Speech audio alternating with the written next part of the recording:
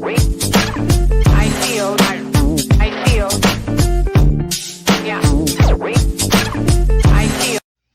good, Boxing World BFV? We back to hit you with another one, too.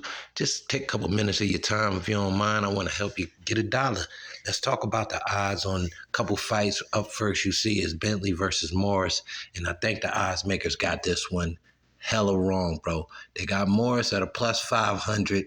That could be a little too high for a guy that's such a veteran and a solid fighter. And then they got Bentley at a plus 600. And I think that's a little bit too high for a guy that's coming off a terrible loss, or he had a terrible knockout in his career. If you look at his style, it's not a style that can really dominate a true veteran of the game, such as a Morris, a guy that's been upper level against the Eubanks and Zach Parkers and guys like that, real heavy-handed guys, and only got stopped by Zach Parker, who was truly a super middleweight. But anyway, that being said, man, if you look at this fight, Morrison is the puncher, is the fighter that throws combinations. Bentley is a single puncher.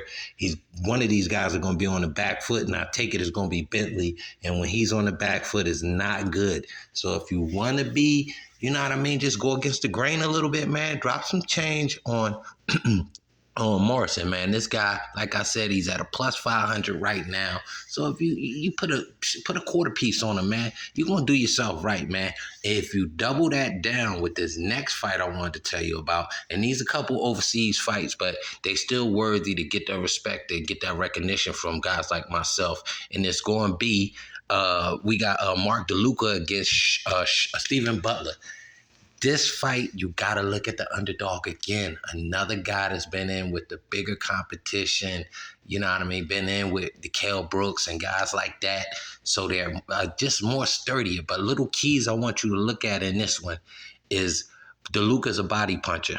If you look at any history of Stephen Butler and you know anything about him, he doesn't take body shots very well. So you got to, think that a veteran like Butler is going to start off going to the body early, because that's really just his style. He likes to go downstairs, get himself close, and then he tries to work on the inside, throwing headshots.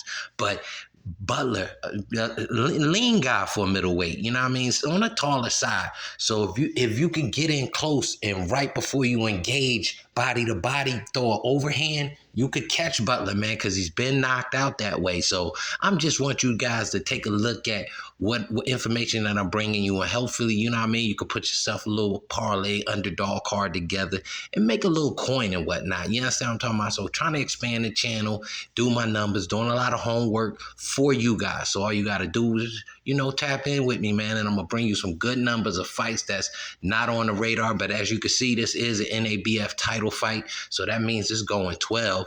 That also means that Butler's should be doing some dancing in this fight, but can he make it the distance? So that's another way to look at this fight. It might not go the distance. You could bet on that. You know what I mean? Prop bet a lot of these fights, but definitely lean towards the underdogs. Do a little parlay. Do yourself some justice. Put a unit on it. Put a half a unit on it, man. Big shout out to the team, G5 Jeff TV, VP Shane, Goodfellas Podcast, man.